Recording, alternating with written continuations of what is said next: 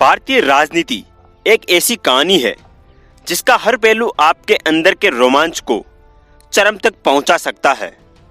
भारत को आजादी दिलाने के स्वर्णिम युग से लेकर इंदिरा गांधी और राजीव गांधी जैसे महान नेताओं की मौत तक की काली रातें इस राजनीति की कहानी में समाहित है। भारत की पहली और एकमात्र महिला प्रधानमंत्री इंदिरा गांधी की मौत का कारण भी अक्सर राजनीतिक गलियारों में एक चर्चा की कहानी रही है। इंदिरा गांधी की मौत ऑपरेशन ब्लू स्टार को हरी झंडी दिखाने के बाद महज 4 महीने के बाद ही सिख समुदाय के लोगों ने अपनी नाराजगी के चलते पूरे मर्डर प्लान के साथ इंदिरा गांधी की मौत को उनके शरीर में 33 गोलियां दागकर अंजाम दिया था। दरअसल 1981 में सिख समुदाय के अलगाववादी नेतृत्व को आगे बढ़ाने वाले और खालिस्तान के समर्थक जनरल सिंह भिंडरावाले अमृतसर स्थित हरमंदिर साहिब परिसर में कई सिखों के साथ मंदिर के अंदर डेरा डालकर बैठ गए थे। पंजाब में भिंडरावाले के नेतृत्व में अलगाववादी समुदाय और सशक्त हो रहे थे और इन्हें पाकिस्तान से भी मदद मिल रही थी। मंदिर में अलगाववादी आतंकी सिख भी तैनात थे, जिसके चलते देश में हिंसा के हालात बढ़ते दिख रहे थे। इसी को मद्देनजर रखते हुए इंदिरा गांधी ने भारतीय सेना को ऑपरेशन ब्लू स्टार को हरी झंडी दिखा दी थी। यह ऑपरेशन 3 से 6 जून तक चला था। पंजाब में ऑपरेशन ब्लू स्टार की शुरुआत भारतीय सेना ने 2 जून 1984 को अंतर्राष्ट्रीय सीमा को सील करके की थी। 3 जून को सेना ने पूरे राज्य में कर्फ्यू लगा दिया था। इसके साथ ही उन्होंने स्वर्ण मंदिर को चारों तरफ से घेर लिया था। 4 जून को सेना ने मंदिर के मोर्चाबंद चरमपंथियों के हथियारों और असलहों का अंदाजा लेने के लिए गोलीबारी शुरू कर दी, जिसका परिणाम बहुत ही खतरनाक निकला। चरमपंथियों ने सेना के इस कदम का जवाब पलटवार करके दिया, जिसका नतीजा यह हुआ कि 5 जून 1984 को रात में 10:30 बजे के बाद काली कमांडो पोशाक में 20 कमांडो पूरी तैयारी के साथ चुपचाप स्वर्ण मंदिर में घुसे। उन्होंने नाइट विजन चश्मे, M1 स्टील हेलमेट और बुलेट प्रूफ जैकेट पहन रखी थी। उनके पास कुछ MP5 सब मशीन और AK-47 राइफल थी। ये लड़ाई इतनी बढ़ गई कि बख्तरबंद गाड़ियों और टैंकों का इस्तेमाल किया जाने लगा। हालांकि अंत में ऑपरेशन कामयाब रहा, लेकिन खून खराबा होने के बाद भारत सरकार के श्वेत पत्र के अनुसार इस ऑपरेशन में 83 सैनिक मारे गए और 249 घायल हुए। 493 चरमपंथी या आम नागरिक मारे गए, 86 घायल हुए और 1592 को गिरफ्तार किया गया।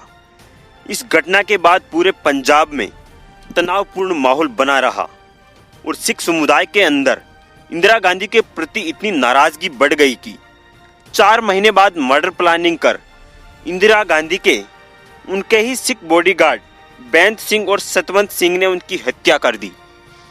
31 अक्टूबर 1984 की शाम इस देश के लिए बेहद निराशा और अशांति का साया साथ लेकर आई।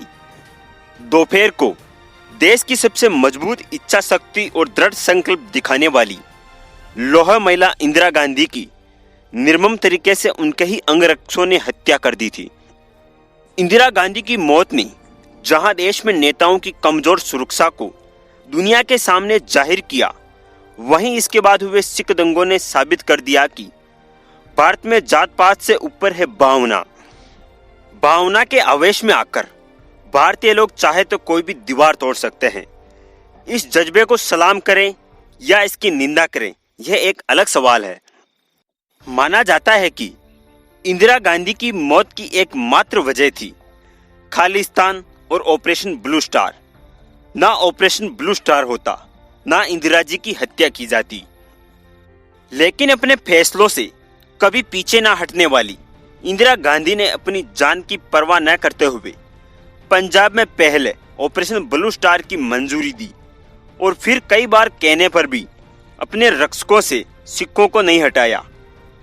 जून 1984 में ऑपरेशन ब्लू स्टार चलाया गया और इसका परिणाम चंद महीनों में ही इंदिरा गांधी को अक्टूबर 1984 में अपनी जान गंवाकर चुकाना पड़ा। इतिहास इस घटना को भारतीय राजनीति के सबसे काले अध्याय के रूप में याद करता है। सुबह 9 बजे इंदिरा जी तैयार होकर अपने घर से ऑफिस की तरफ निकल रही थी। तब उनकी सुरक्षा में तैनात एक सैनिक बेंत सिंह ने अचानक अपनी दाईं तरफ से सरकारी रिवॉल्वर निकालकर इंदिरा गांधी जी पर पहला वार किया। इसके बाद उसने 2 और गोलियां दागी जो इंदिरा गांधी के पेट में लगी। इसके पहले कि किसी को कुछ समझ आता, संतरी बूथ पर तैनात एक और शख्स की बंदूक इंदिरा जी की तरफ मुड़ गई। यह शख्स था सतवंत सिंह, जिसने अपनी स्टन गन से इंदिरा गांधी पर अंधाधुंध गोलियां दागनी शुरू कर दी। देखते ही देखते 30 गोलियां इंदिरा गांधी के शरीर में जा चुकी थी। बाकी बॉडीगार्ड्स ने दोनों को पकड़ लिया, जिसके बाद इंदिरा गांधी को तुरंत अस्पताल ले जाया गया और कुछ घंटों के बाद उनका निधन हो गया। इंदिरा की हत्या के बाद कांग्रेस ने सत्ता की बागडोर उनके बड़े बेटे राजीव गांधी को सौंप दी। दोस्तों, यदि आपके दिमाग में इंदिरा गांधी की मौत का और कोई कारण है तो हमें कमेंट करके जरूर बताइए। वीडियो के अंत तक बने रहने के लिए शुक्रिया।